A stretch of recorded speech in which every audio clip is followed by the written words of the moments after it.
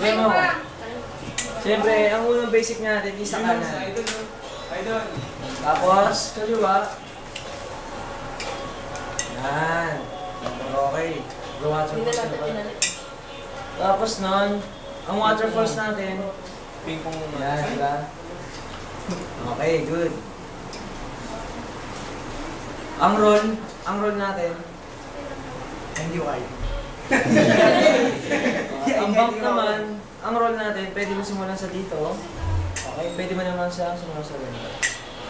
Ang bump, kaya parang bump siya. Ito binasa yun. Ganun ang bump. Dapat. Okay. Parang nagsisipa ka. Shadow pass. Kaya siya tinawag na shadow pass. Ang battle lagi nasa likod. Pag nag-shadow pass ka, it means di mo makikita.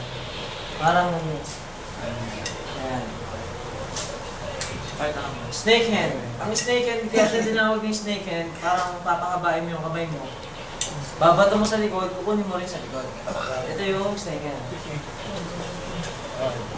Ang hirap na. Tapos, tipping. Basic ba talaga yan? Kasama sa basic yun. Basic yan. Ang tipping natin, tapik sa Tagalog. Okay. Ang tapik natin, pwedeng sa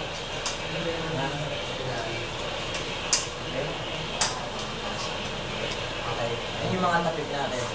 Finger flip. Ang finger flip, ginagamit to pag malapit ka lang matapos ng basic. Ito yung mag-clip ka ng battle eh. Kailangan mo manawakan yung battle na hindi tatama sa battle, sa bottle. Para hindi siya mababasag. Let's say, pag nag-3 battles ka, hindi siya nagpapangakot.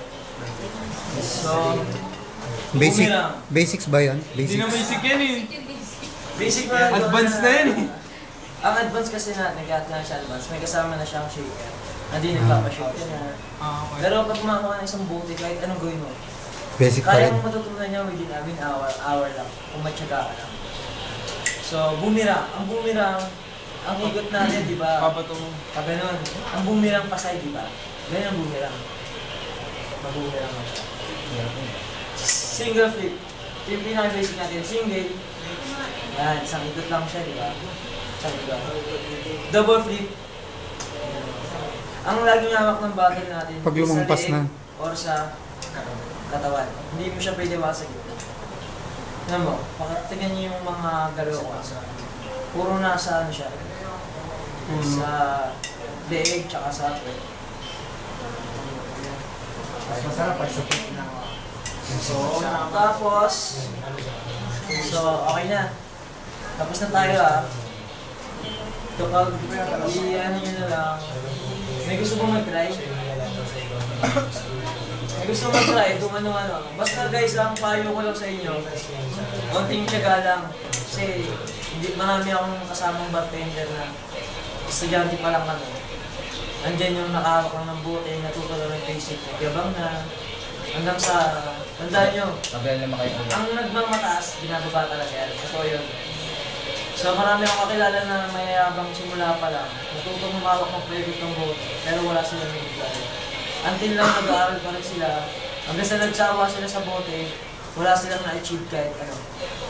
Kundi meron pang nagalit sa kanila. First of all, natuto sila, hindi nila kayang i-share yung talento nila. Kaya yung talento nilang yun, sinarili nila, magturo, pero yung time na kailangan nila ng matuto, tuturo lahat ng mga ano. Pero yung may mga taong natuto, hindi sila nagtuturo. So, ganyan yung ibig sabihin. Hindi natin talaga maiiwasan yung attitude problem sa isang tao. May mga makarakas tao, kahit ako, marami rin. Pero isa lang talaga tandaan natin, tiyaga lang talaga, saka dapat yung paa natin lagi nakadikit sa side. Huwag tayo lilipad. Kasi mahirap lumipad eh. Bumagsak ka. Masakit pag bumagsak. Ano, pag masyado ng lipad mo, tapos pag bumagsak ka, sakit. Dead yun. Sakit talaga yun. So ano lang, be kind, be friendly, be joker. Kasi ayun ang talagang meaning ng bartender. Ang motto ng bartender is to entertain our customer. Be flirty. Be friendly. Kung malibog ang customer mo, pakalibog ka rin. Kailangan lang. Kailangan lang sabayan mo. Kailangan lang. Kaya mo Sabayan. kahit anong flow. Wag lang sa mga bad habit like drugs. Diba? Alam niyo na naman yung siguro yung mali at tama. Nalaki na tayo. So, enjoy lang. Sakaling may guest tayo na gusto na kung babae. Sir. Kasi ang habulin natin dyan, yung babalik-balikan tayo ng customer. Ayun yung reason kaya marami tayong customer na bumabalik sa akin. Sa amin, bira ako magka-customer ng Pilipino. No? Puro ibang lahi po nagiging customer namin. British, Negro, Arabo. Kung ano trip nila, okay. Kasi yung mga ganyan naman, takot din gumawa ng masama lalo na kung hindi nila kapalala yung harap nila. So, flow lang tayo sa galaw ng customer. Sabay sa agos. Tapos, syempre, isa rin sa reason natin yun is financial. Gagawin natin yun, hindi para sa tip natin. Kasi natural yan, kapag nag-entertain ka ng customer, ang automatic na may isip ng ibang tao yan is tip. Actually, malaki ang tip talaga, lalo na pag ibang lahat. Lalo na pag napasayin nyo sila bago sila umalis ng resto or bar. So, masarap maging bartender, lalo na kung marami kang kaibigan. Kasi mahirap maging bartender na Mag-isa ka lang. ikaw lang mag-isa masaya eh. Tapos, galit sa'yo kitchen, galit sa'yo waiter. Hirap yun. Hindi ka tatagal sa trabaho. So, ayun nga guys, paalala lang. Let's say na maging successful tayo sa Tesla. Say hi muna. YouTube. YouTube yan. So, wag sa YouTube ba? So, ayun lang.